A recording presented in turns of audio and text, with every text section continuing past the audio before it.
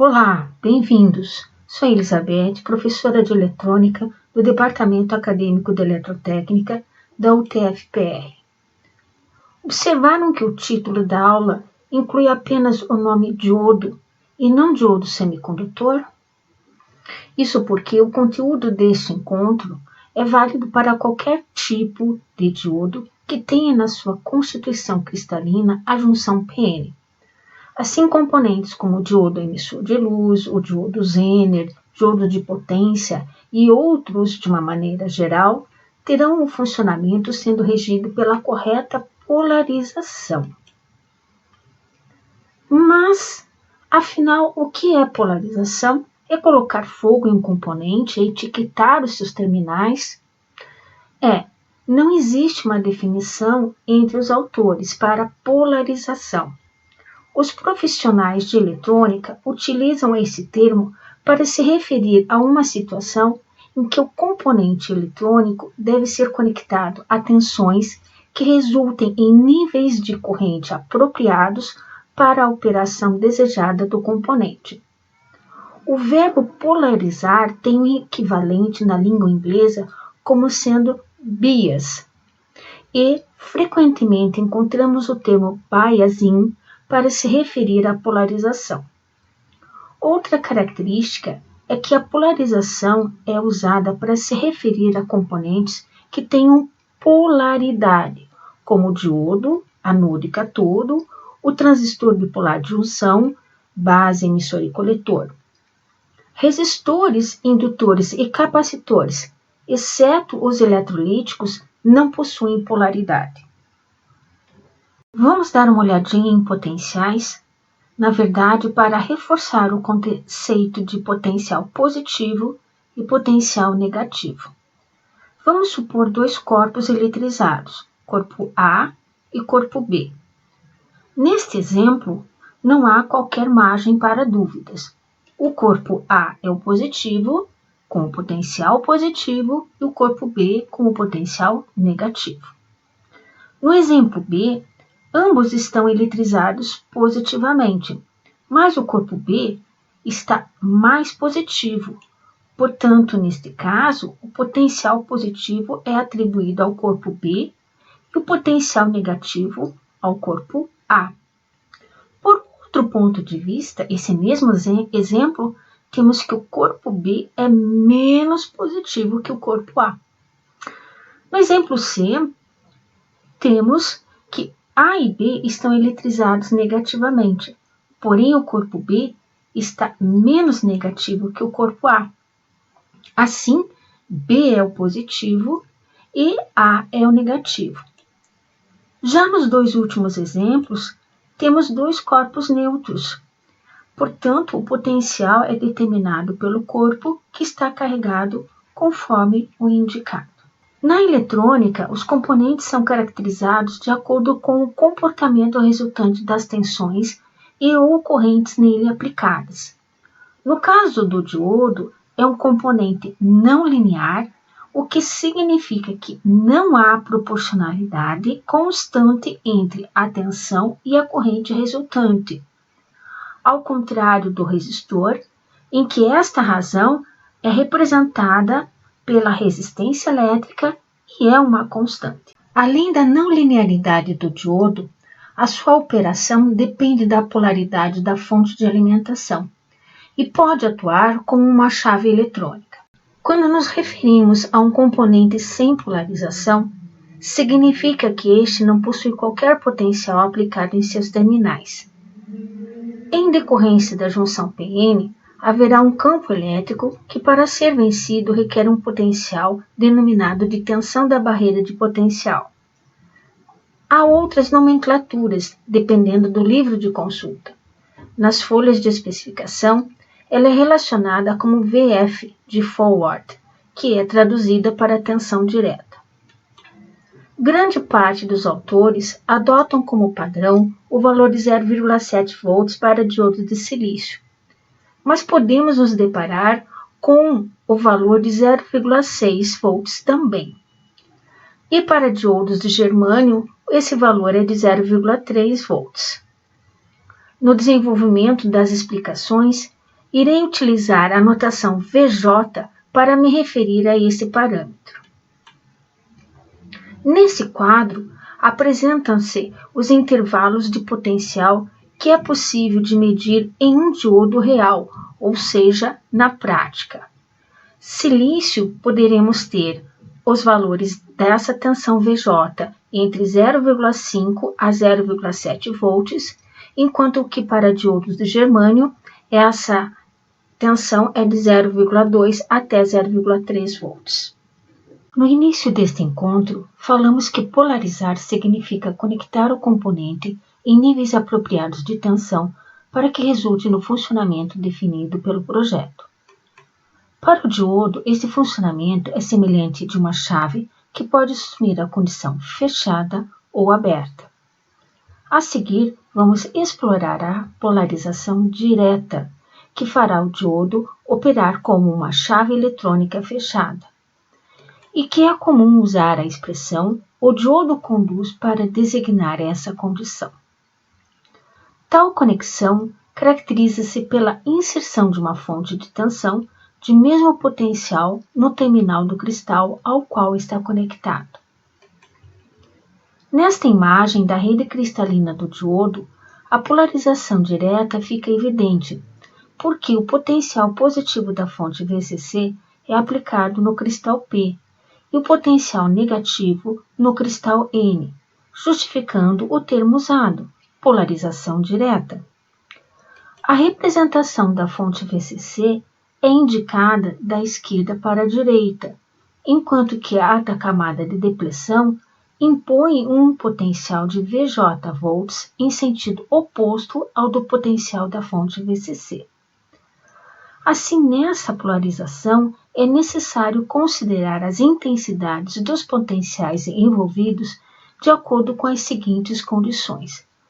Primeiro, quando a tensão da fonte VCC é menor que a tensão da barreira de potencial. A segunda, quando a tensão VCC é próxima à tensão da barreira de potencial. E terceiro, quando a tensão da fonte VCC é igual ou superior à tensão da barreira de potencial.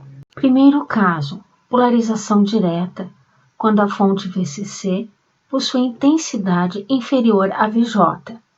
Neste caso, a intensidade do potencial da fonte VCC não supera o potencial da camada de depleção.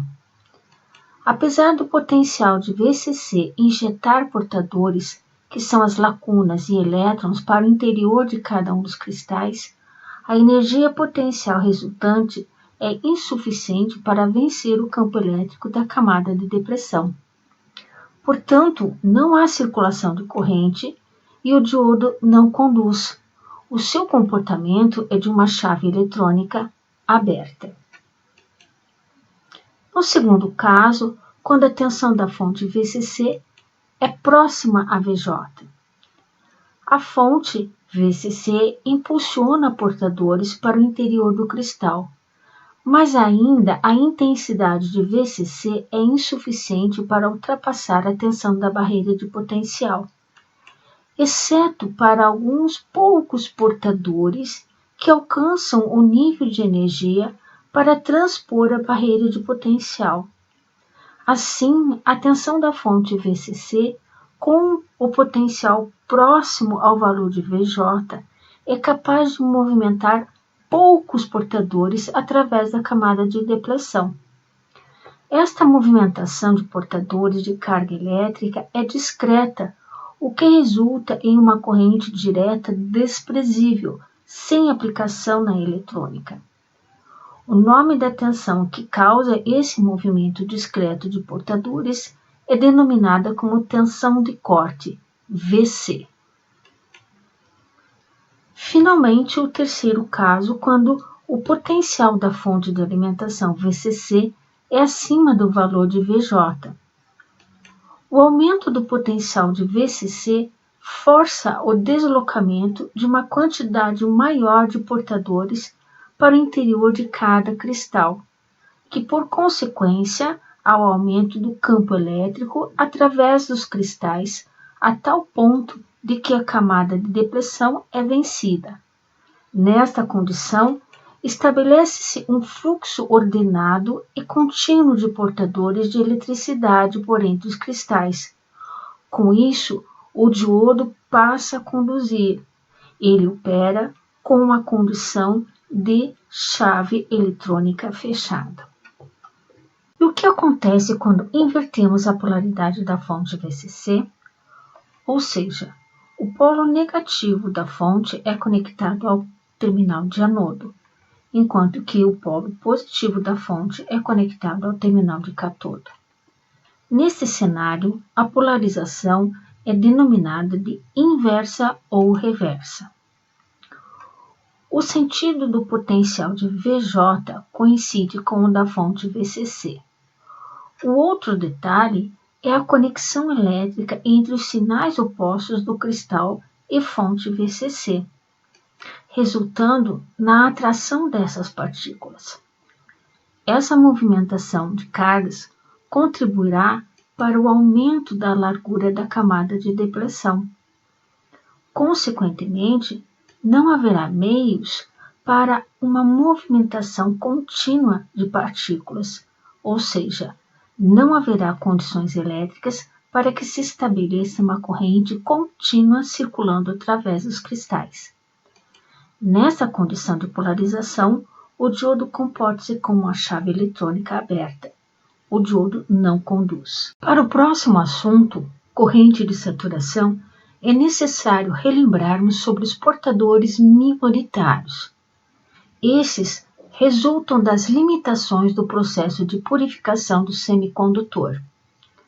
Os elétrons são os portadores minoritários no cristal P, enquanto que as lacunas são os portadores minoritários no cristal N. Para o próximo assunto, corrente de saturação, é necessário relembrarmos sobre os portadores minoritários. Esses resultam das limitações do processo de purificação do semicondutor. Os elétrons são os portadores minoritários no cristal P, enquanto que as lacunas são os portadores minoritários no cristal N. Corrente devido ao fluxo dos portadores minoritários, denominada por IS. O termo saturação justifica-se por alcançar rapidamente o valor máximo e não mudar significativamente a intensidade com o aumento do potencial de polarização. A principal dependência de IS é com a temperatura. E a ordem de grandeza é na faixa entre nanoamperes e microamperes, e devido à sua pequena intensidade, tende a ser desprezada nas aplicações que permita esta aproximação. A corrente de saturação independe se é a polarização direta ou a reversa, que está sendo aplicada ao componente. Sempre haverá a circulação da corrente de saturação. Neste exemplo, é mostrada a polarização reversa, nome do cristal conectado ao polo contrário da fonte. Na animação, a seta tracejada, que representa IS devido aos portadores minoritários, indica o sentido convencional da corrente, que circula externamente do terminal positivo para o terminal negativo. Já em temperaturas elevadas e em polarização reversa, não é possível desprezá-la. E na polarização direta, como fica IS? A polarização direta é aquela que o nome do cristal é conectado no mesmo potencial da fonte e, admitindo que VCC seja superior a VJ, haverá corrente devido aos portadores majoritários, como foi explicado anteriormente. Observar que a fonte VCC também movimenta os portadores minoritários. Então, para auxiliar na visualização dos sentidos de circulação das correntes presentes no diodo, a análise dos portadores minoritários, que é IS, será indicada pelo movimento de apenas de um dos portadores, que eu aqui escolhi para serem os elétrons, que estão presentes no cristal P e que serão atraídos pelo polo positivo da fonte. Os elétrons atraídos serão repostos para o cristal através do polo negativo da fonte VCC. Assim, a corrente resultante através do diodo é a diferença entre a corrente dos portadores majoritários e de IS. Cabe lembrar que, como IS é na ordem de microamperes, poderá ser desprezada. Assim, a corrente no diodo é aproximadamente a corrente dos portadores majoritários. Valeu! Obrigada! Até a próxima!